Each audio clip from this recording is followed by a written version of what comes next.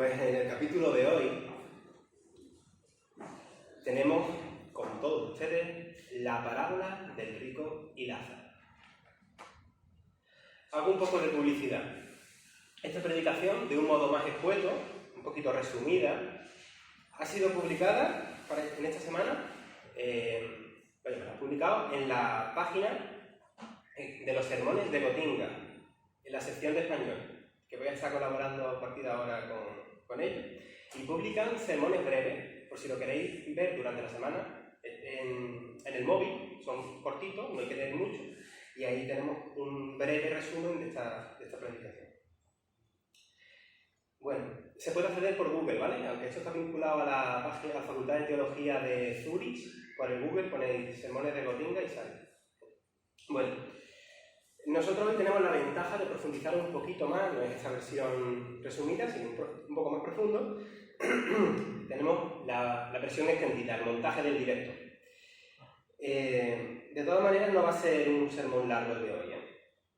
Bueno, hace un par de años, me lo habréis visto que puse en Facebook una cita de un libro y luego lo he vuelto a ir repitiendo a lo largo de los años siguientes, y que con otras palabras dice: la interpretación de la Biblia desde nuestro mundo occidental, donde todos más o menos vivimos bien, acostumbrados a consumir mucho ocio, a consumir productos que incluso no nos hacen falta, a vivir cómodamente, lo que hace este mundo en el que estamos sumergidos es que no prestemos atención a la cuestión tan repetida, que lo estamos viendo, ¿verdad?, últimamente, tan repetida en la Biblia sobre la pobreza, sobre la opresión, los pobres, el mirar por los necesitados y todas estas cosas. Y entonces, automáticamente, nosotros, los occidentales del primer mundo, tenemos un truco. Y es espiritualizarlo todo.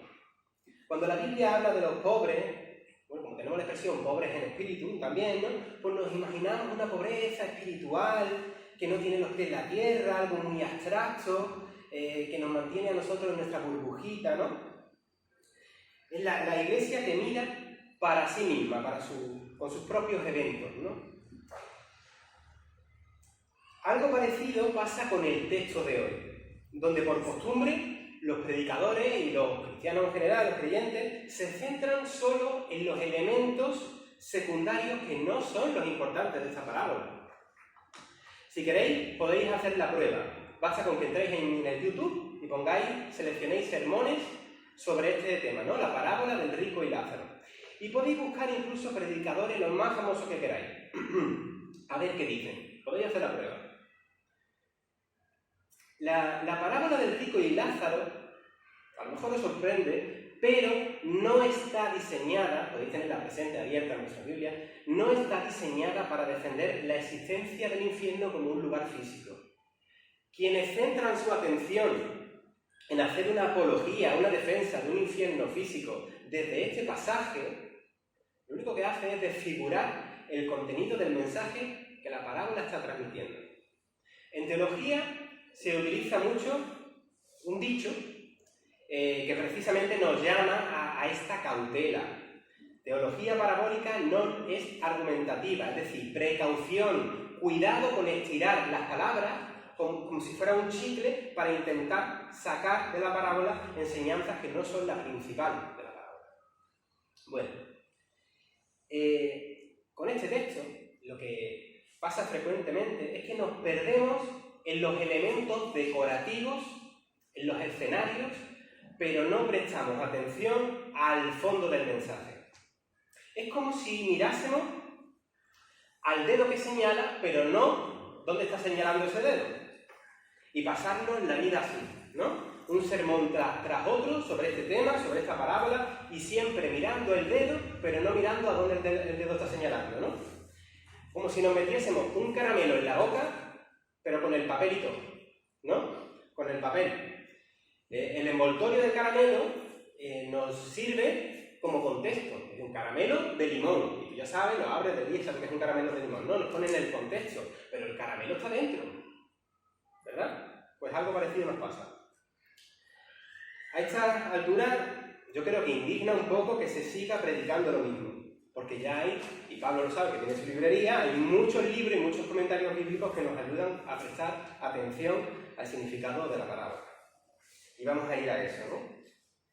Bueno, aquí tenemos simplemente a Jesús utilizando una retórica, un imaginario bien conocido en el judaísmo tardío que le tocó vivir.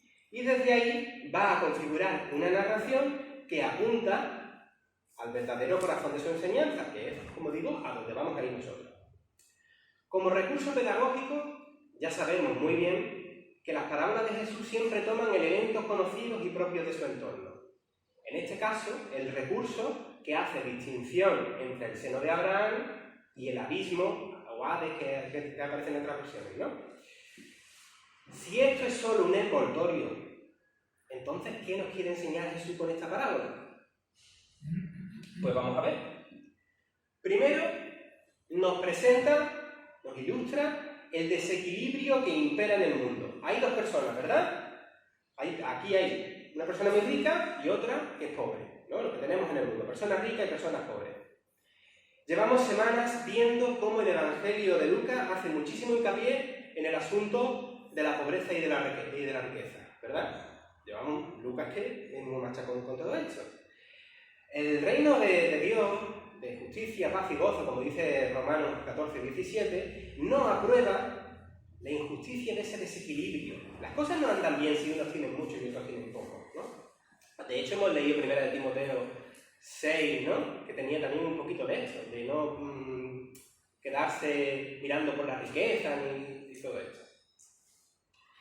El rico de la parábola, que vivía con ostentación, dice el versículo 19, lo podemos traducir en nuestros días, que llevaba ropita de marca, podéis verlo, versículo 19, tenía la realidad misma de la pobreza muy cerca. ¿Dónde? ¿Podéis verlo? ¿Dónde tenía este hombre la realidad de la pobreza? En la puerta de su casa. Bastaba con salir, dice el versículo 20, y allí tenía al pobre. Este rico, bueno, esto es una parábola, esto es un personaje ficticio, pero como todo judío, conocía bien lo que dictaba la ley de Moisés y lo que algunos profetas ya habían expresado sobre la justicia social. Conocía, como judío, tenía que conocer y conocía sus deberes hacia los necesitados. Pero el texto indica que él no cumplía esos deberes hacia los necesitados. En Isaías 58, 7 se señala que el verdadero ayuno a Dios es compartir el pan con el hambriento, alojar en casa a los pobres, cuidar al desnudo y no esconderse del hermano, no esconderse del que tiene necesidad. El profeta Amós, impulsado por el Espíritu de Dios, protestó con energía contra las injusticias que producen desequilibrios sociales. Y ejemplos como estos hay muchos más en la Escritura. Pero como decíamos antes, nuestra forma de vida occidental hace que cuando leamos la Biblia ni siquiera reparemos en estas cosas.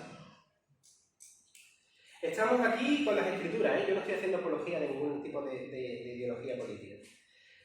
Pero hoy en día mucha gente se beneficia de esa violencia institucional o estructural y de las desigualdades que permiten que se viva a costa de otro, a sabiendas que eso produce que otras personas queden relegadas a la absoluta marginalidad.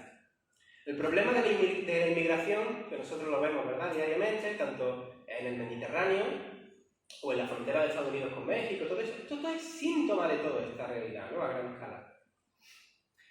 Al igual que el rico insensato, que también vimos en Lucas 12, 13, 21, nuestro protagonista ahora de esta parábola vive atesorando sus bienes para sí mismo, vive ajeno a los demás, excepto a sus amigos que también son pudientes como él, a los que invita a banquete, dice el versículo 19.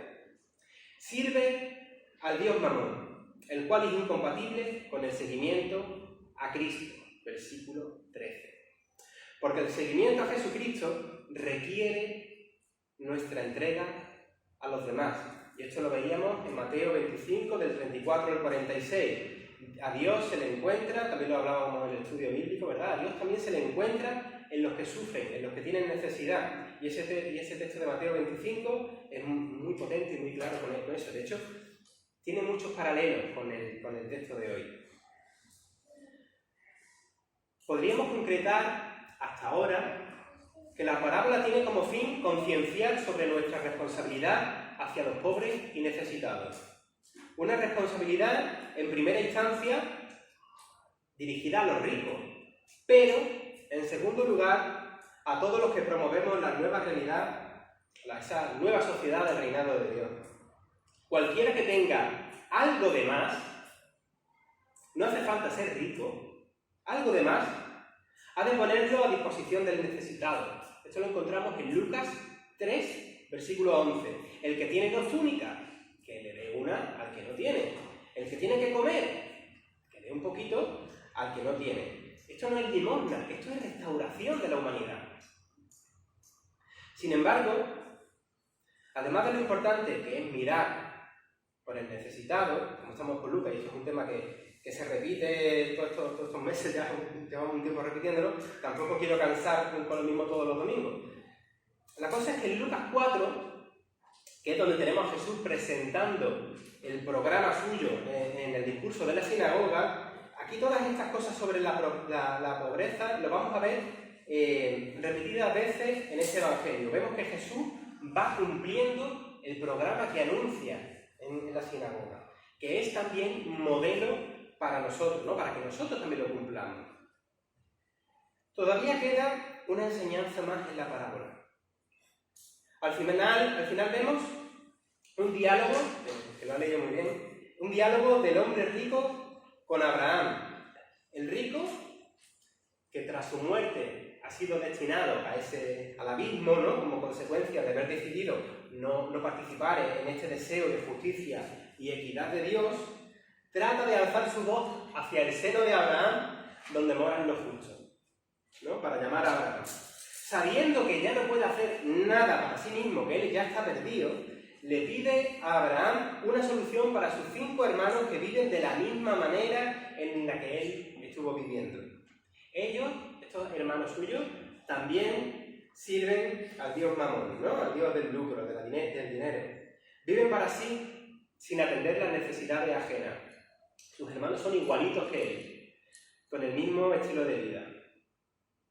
Muchos de nosotros, a lo mejor no somos ricos, pero en esta era, en este engaño,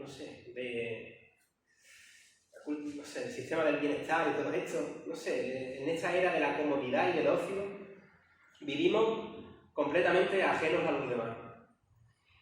Y si a lo mejor podemos tener un poco más conciencia de la realidad que tenemos afuera, en nuestro barrio, pero no vemos qué es lo que pasa en África, qué pasa en Asia, qué pasa en algunos sitios de la América Latina.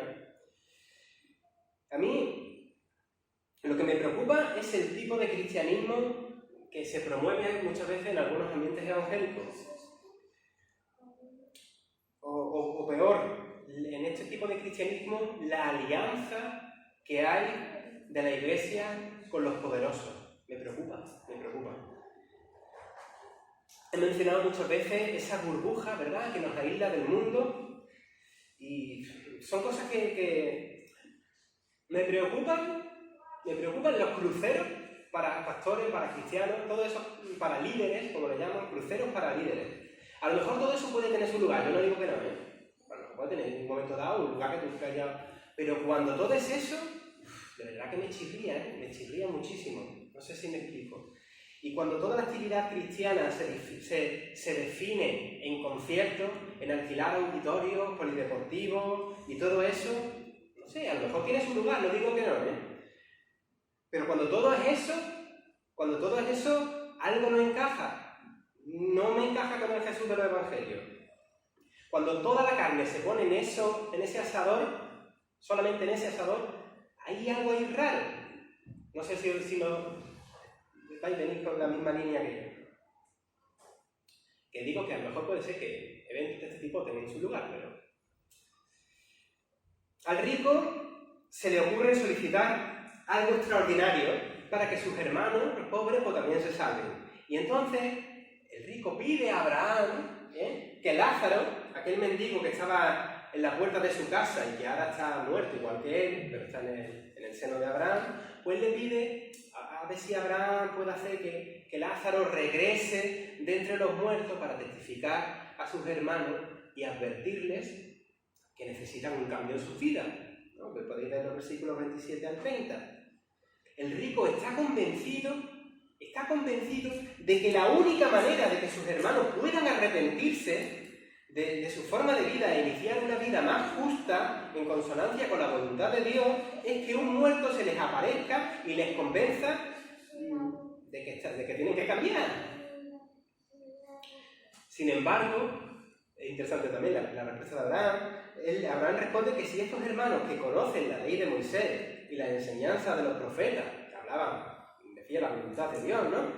Es decir, estos hermanos suyos que conocen la voluntad de Dios, saben lo que tienen que hacer, pero no la aplican, tampoco van a hacer caso a alguien que vengan de entre los muertos, dice en el versículo 31.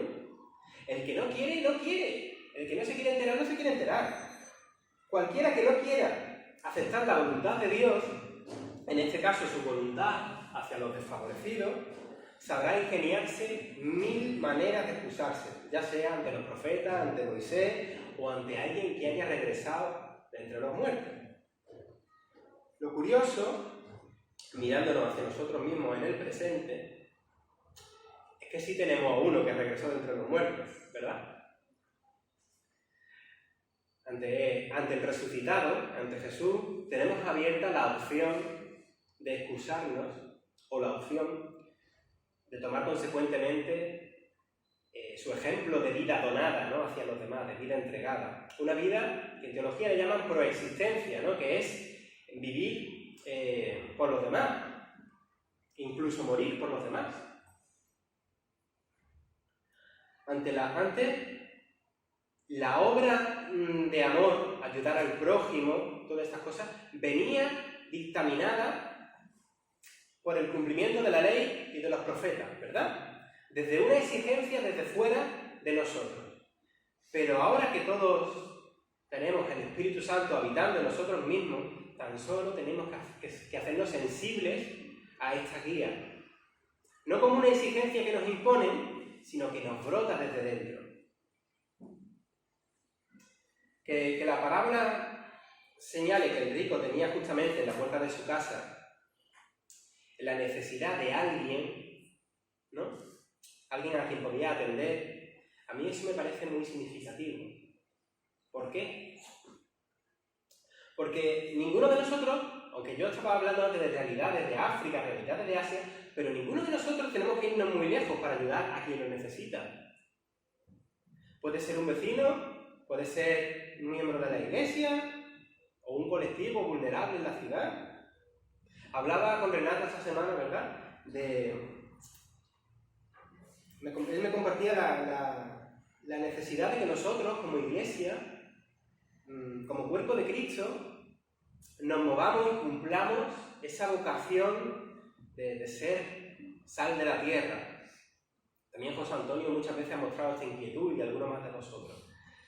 Y está muy bien, de verdad, que ayudásemos a la asociación ASIMA para comprar aquellos electrodomésticos que le hacían falta, pero nuestra vocación solidaria no son gestos que se hacen una vez y luego se recuerdan con orgullo, ¿no?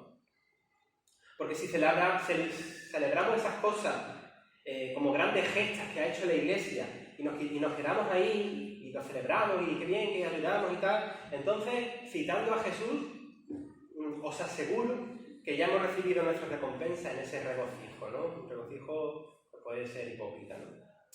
Hay que moverse. Y se puede hacer mucho bien aunque seamos pocos.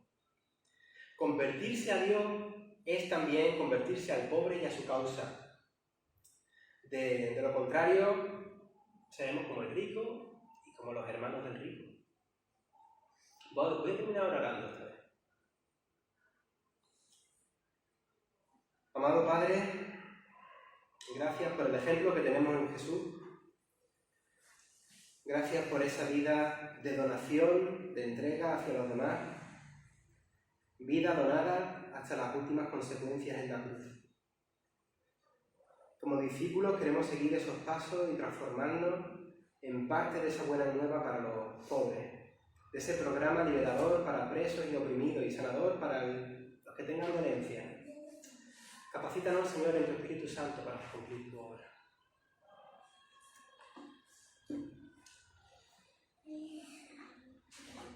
En el nombre de Jesús.